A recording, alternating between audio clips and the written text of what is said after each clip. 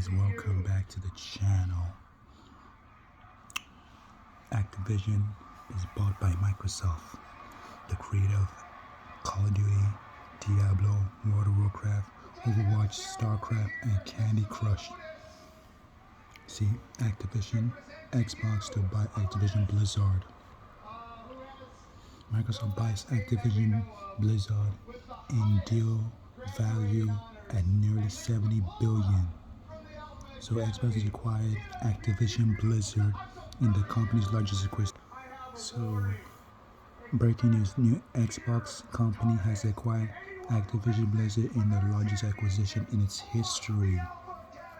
So pretty much I think Call of Duty will still go to other platforms like they said. Diablo will probably go to PC and other platforms like PlayStation. So yeah, don't be surprised.